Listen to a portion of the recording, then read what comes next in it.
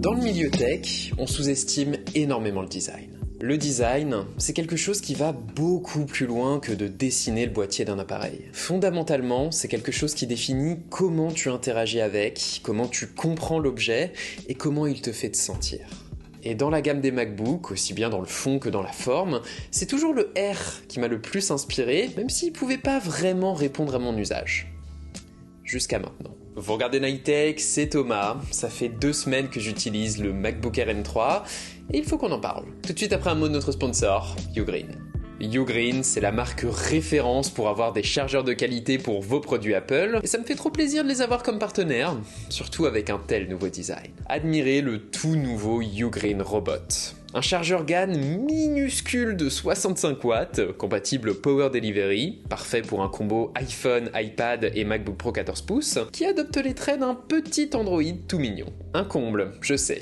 C'est étonnamment bien designé en plus, le chargeur est livré avec des petits pieds support, et ses animations réagissent aux appareils que vous branchez dessus. Très soigné. Alors oui, c'est du détail, mais c'est vraiment cool de réussir à ramener un peu de chaleur dans un objet aussi sage qu'un chargeur, d'autant qu'ici Ugreen réussit à le faire en gardant un tarif raisonnable. N'hésitez pas à utiliser mon lien en description pour le découvrir, c'est vraiment du bon matos, ça vaut le coup.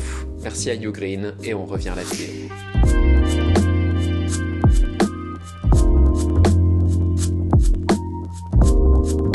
Pour être honnête, je m'attendais pas à grand chose en testant ce MacBook Air M3, je voulais juste redécouvrir ce format-là de MacBook. C'est normal, la refonte du R, c'était en 2022. Cette année, ce modèle accueille simplement la puce M3, déjà disponible sur l'iMac et le MacBook Pro. Ça semble peu, mais je m'attendais pas à l'étendue de ce qu'apporte M3 dans la pratique. Bon, déjà, je déballe la machine, je m'extasie devant sa finesse pendant une seconde, je commence à l'utiliser, et je vois pas la différence. Oui, bon, tout est fluide, les applications s'ouvrent en 1 seconde à la manière d'un smartphone.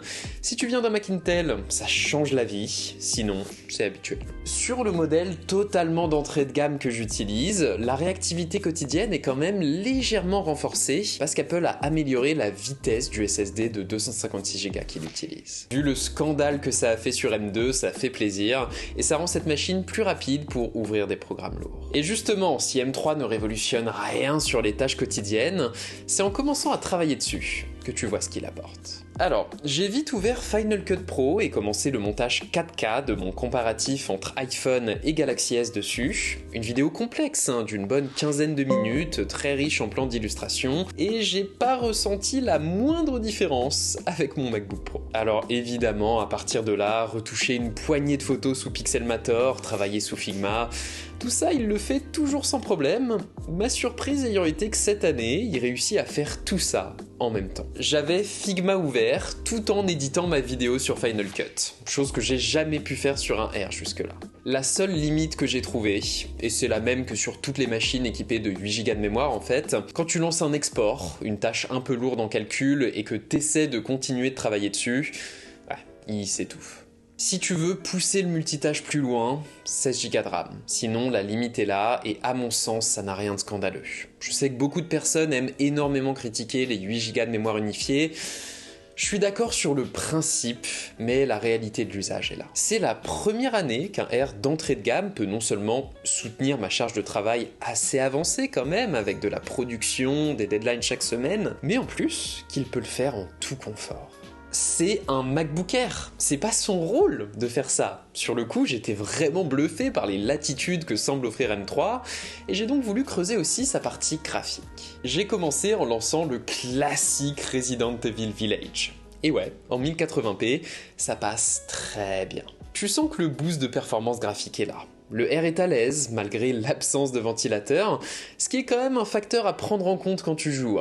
En l'absence de refroidissement, quand tu paramètres ton jeu, il faut tenir compte du fait que si tu pousses trop les graphismes, ton Mac va chauffer et ralentir, contrairement à un Pro, qui lui pourra maintenir ses performances maximum plus longtemps. J'ai pas eu de soucis pour une session d'une bonne heure de jeu en qualité élevée. ceci dit. J'ai ensuite poussé le vice jusqu'à lancer Baldur's Gate 3, mon coup de cœur est clairement un des jeux les plus exigeants sur Mac.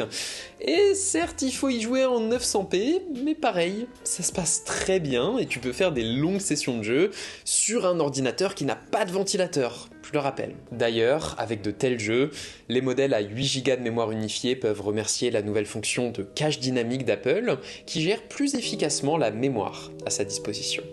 Pratique, pour le coup. Ce que je retiens, c'est que la puce M3 n'est pas qu'un bump de performance abstrait. Ici, sur le MacBook Air, elle lui fait passer un réel cap en matière de créativité et de graphisme. Et ça se combine à merveille avec les autres forces de la gamme Air.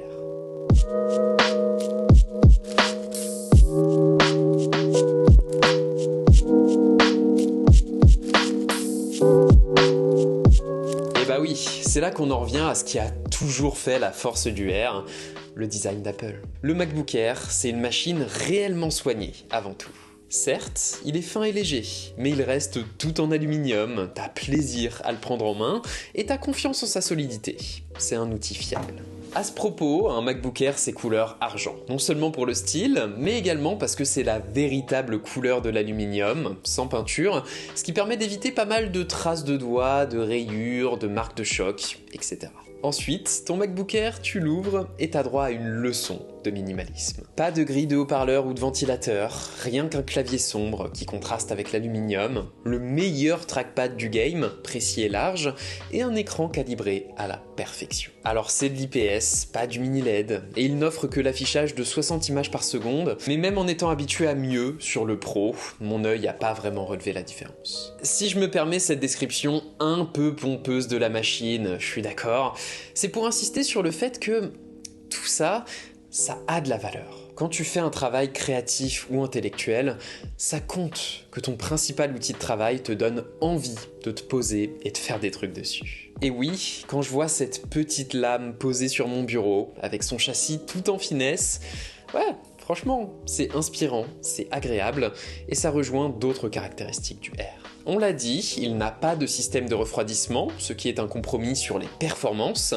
mais aussi la garantie d'un silence total à l'usage. D'ailleurs, ce silence, ces haut-parleurs en profitent. Ils sont pas magiques comme peuvent l'être ceux d'un MacBook Pro, mais ils sont très bons, bien détaillés et spatialisés. Ça passe pour un peu de musique de fond, mais rien de trop sérieux, quoi. Le Air, c'est aussi une autonomie dantesque, encore renforcée par M3. Pendant mon week-end, j'ai pu tenir une bonne douzaine d'heures sur batterie, ce qui me semble être assez aligné avec la promesse d'Apple d'1 heure d'autonomie supplémentaire par rapport à M2.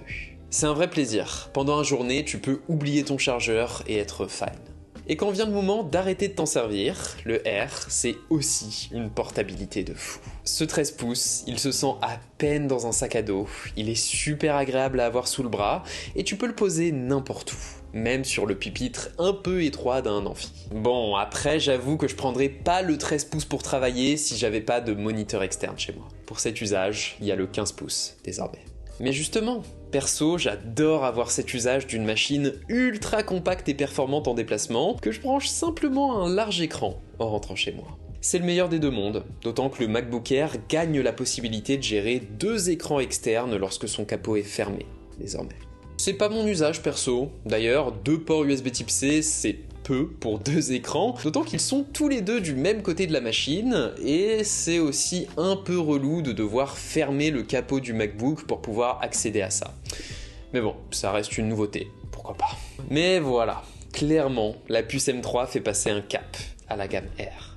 Ce n'est plus juste un ordinateur capable, c'est désormais un ordinateur performant, en plus d'être inspirant. Alors je sais, si vous êtes là, vous êtes sans doute un peu technophile, le mini LED et le ProMotion du MacBook Pro doivent vous faire de l'œil, et je comprends tout à fait, mais si pour vous est venu le moment de remplacer votre MacBook Intel, je vous encourage vraiment à vous rendre en personne à la Fnac ou en Apple Store, parce que même sans considération de prix, il y a de fortes chances que ce MacBook Air M3 puisse techniquement répondre à vos besoins, et en plus, vous risquez de tomber amoureux de ce que son design a à vous apporter.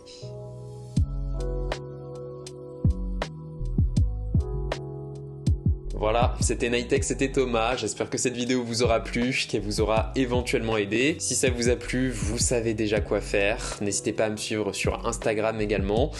Et puis, moi je vous dis à jeudi prochain tout simplement.